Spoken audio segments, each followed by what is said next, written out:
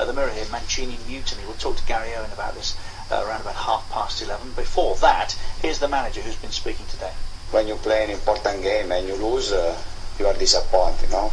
And I'm disappointed like all my players. But despite everything, we played a bad game. We were 1-0 and we had 3 or 4 times a chance to score 2-0. And when you don't score, after maybe if you do some mistake, we can lose this game. But we are disappointed for this result.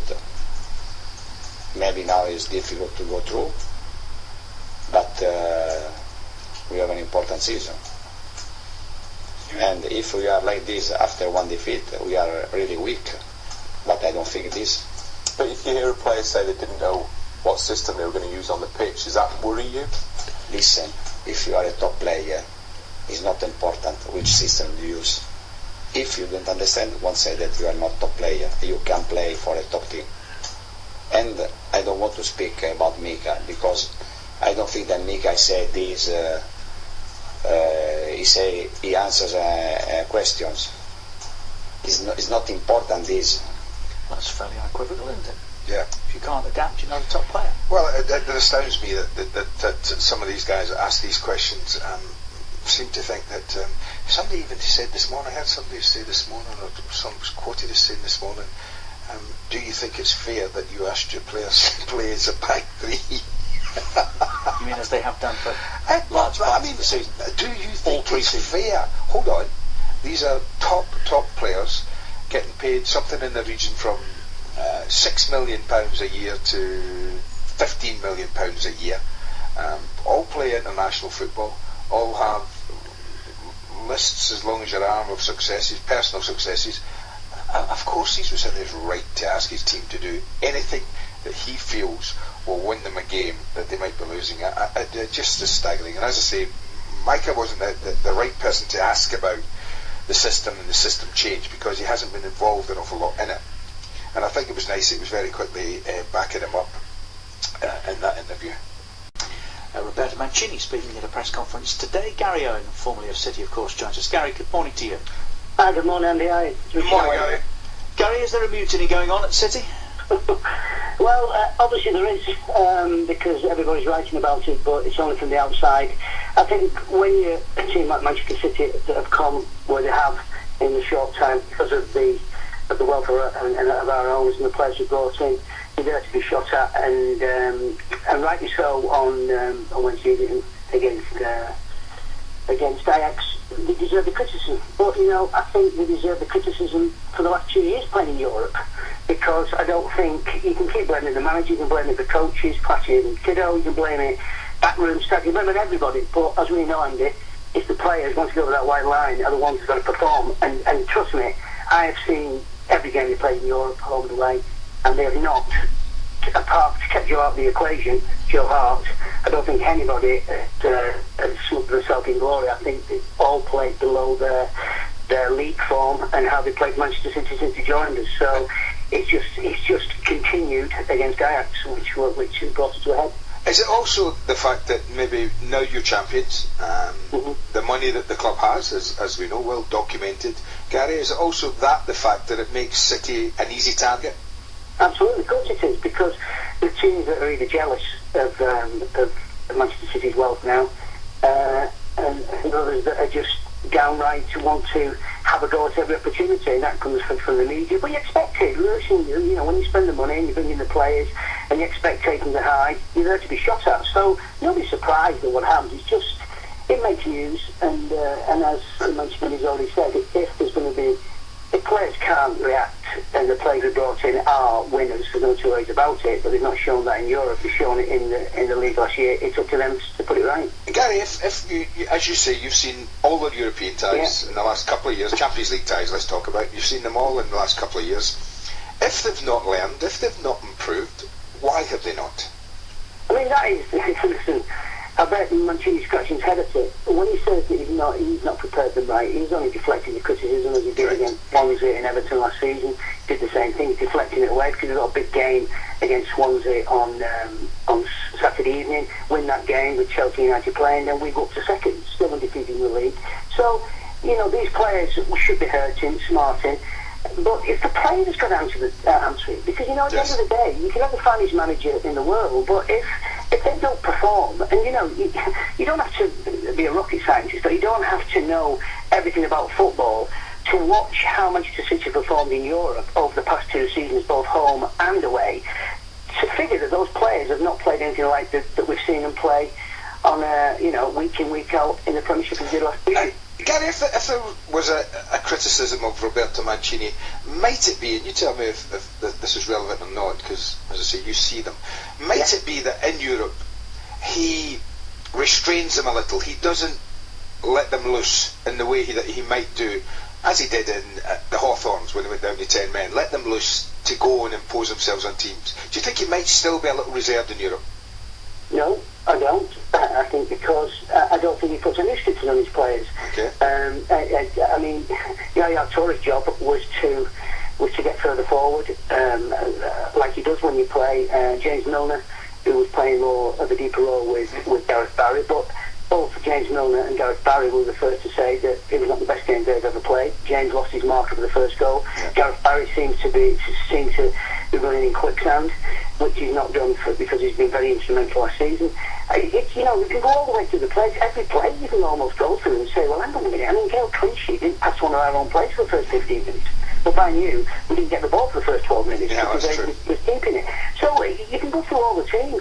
You can't blame Joe Hart for any of the goals because all 3 goals he couldn't do anything about, and the third one just summed it up. When it was a deflection, he would have saved it because he was going to his left, but he deflected and went into the middle of the goals, and he committed himself. So I don't believe, because you can't, when you score 90 goals as we did last season, there's no restriction on our players. But I don't know what happens to them. I don't know, you don't know, our supporters don't know, who all go to watch them. Only the players can answer why they don't perform in this midweek Super League, because that's what it is in Champions League, the last 2 seasons, because there's nobody that have come out with any glory, and only Joe Hart, who could probably lift his head up and say, well, this I've done my part. I don't think anybody else can say it in how many games we've played now. Yeah. We're on our 10th game, I think. Gary, there's often no smoke without fire, but we did notice this morning, myself and Andy, that a number of the players being quoted are those that you perhaps would put into the disaffected bracket. Richards probably wouldn't start in your first choice 11. Jolyon Lescott has been left out on different occasions this year, not least at the Bernabeu. Were it the big boys being quoted about a mutiny, if you like, or unrest in the dressing room, would you be more concerned? Not really. I wouldn't be, because all those players have been paid handsomely. They're playing at a team that won the Premiership last season, in which I think is the hardest league in Europe to win. You're not going to be happy. Edin Dzeko came out and said, no, I'm not super sub. He's not, because he played regular when he was at Wolfsburg. He scored goals in Serbia. He's like a god. So, it's people that when they're not in the team are not happy. There's always going to be players when you've got a squad the size of Manchester City that will be unhappy because they're not in the team. I suppose that's what I was saying. It's those on the fringe that seem to be making most noise at the moment, and that tends to happen, doesn't it? Absolutely, of course it does, and you'd expect them not to be happy, because these players that are not playing week in, week out are internationals and play regularly for the international side. But the squad that we have at Manchester City can only play 11, and as Roberto Mancini has stated many times, there's going to be a lot of games, but those games are getting less now. So there will be, there's no Carling, obviously not Carling Cup, it's the Capital Cup now. Capital Cup, and it looks as though there will only be 2 more in the Champions League. So, yeah, there will be a bit of unrest because there won't be that many games to play now. But that squad was brought together to have all these games to play, and everybody will have the first share. But, nobody. Edin Dzeko had to start against Ajax because his 2 goals at West Brom, every time he comes up, his goal at Fulham, you have to give him a chance. He's a goal scorer. But yet, when he starts, he doesn't show anything like the way he shows when he comes on. Now maybe that's because he wants something to prove when he comes on as a substitute as opposed to when he starts. Yeah, I think it was Eamon Dunphy in Ireland this week suggested take him off and then put him back on because he has more of an impact. Typical Eamon. Exactly, it's super sub then, wouldn't it? And you know, I mean, it really drives me mad because, it's a manager gets all the time. Listen, Roberto Mancini, he's got his own, he'll have to start stand up and be counted if he makes the wrong decisions. But nobody, I didn't see many people criticising him when he makes those great substitutions, and Edin Dzeko comes on at Fulham Sports, comes on at West Brom, gets 2. QPR last game of the season, he changes 2, and on comes Dzeko, gets a header. Mario Balotelli is the one that toes it on for Sergio Aguero to get the goal. So we can all look at the ones where it doesn't work out, but as a manager, guys, we all know, you make a substitution, you're a hero or you're a villain. Desperate needs takes desperate measures, and desperate measures was sling them all on. But what really baffled me, when he puts 4 strikers on, wouldn't you think you would want to play the game in their half, in their last third? And if we have to go to, which is not the pretty way of playing, lumping it into somebody that's 6'5" against nobody, if he'd have put 2 of the Ajax players on top of the 6'5", knocked it into him, and then let the other 3 feed off him as we're chasing goals. But no, we continued with Yaya going into the back 4, passing it around between him, Micah, Vincent, and Gael Clichy when they've got 11 men behind the ball. So there's frustrations all the way over. You're going to put 4 strikers on, which I said, desperate needs take desperate measures, and that's what he was. But when you do things and it works, Dzeko still had 2 good chances, and if you'd have been put in those 2 positions, listen, it's the same cricket, catches win matches, and if you don't take your chances in football, you're not going to win them. Can you just say something else as well, while we're on about the evidence on Mancini's back? Jose Mourinho, how relieved was he when he slid on his knees against City when he got that 3rd goal? Why? Because anybody that takes over, and I'm not putting Manchester City in the same bracket as Real Madrid, but it comes with the same pressures. City's come because of the amount of money they're spending. Mourinho's come because of the history of Real Madrid and the 18 million he spent on Ronaldo, that without doubt has paid that money back 10 times over. But let's look at his record. 2010, he joined there, didn't win anything. 2011, he won the Spanish Cup. 2012, he won the Spanish League. So he was there 2 years before he won the Spanish League. Now he's sat there, full of position. They're already 8 points, I think, behind Barcelona in the league. And unless he, turned them over twice, Madrid, it looks as though Barcelona already got a head start. You can't give Barcelona an 8-point start. So and then they're now over so it's Ferguson. Let's sack him as well, shall we? Because, he didn't win anything last year. I get the feeling this has got to you this morning. He's driving, man, I'm thinking it all morning. He's driving mad because I'll tell you something. It is driving me mad because people are saying, I can't even see. You're the only people, honestly, I swear to God, the only people I've spoken to about the game in my offices, Gary Parker, the business partner, is also this Secretary Supporters Club.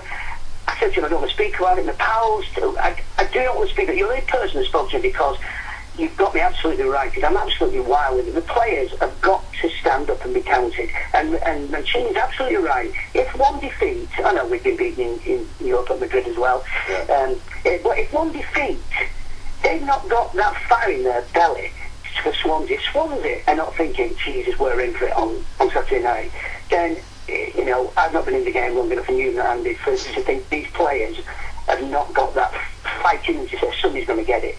Because I'm hoping that happens, and I'm sorry, Swansea, I hope it's you. I have to say I'm glad I'm nowhere near you, because I suspect 1 or 2 of us might get it if we were this morning. You're an angry man, Gary, and it's been good to talk to you. Thank you. And you guys. Thank you very much, Gary. Take care. God bless. Gary Owen, former He's a bit fired up this morning. He was, and that myth about the back 3, once that starts to get propagated, that stuck for a while. Listen. Maybe not so going forward. No, exactly. You're listening to Keys and Ground Talksport with Wix. Wix can deliver small or big and bulky direct to your home or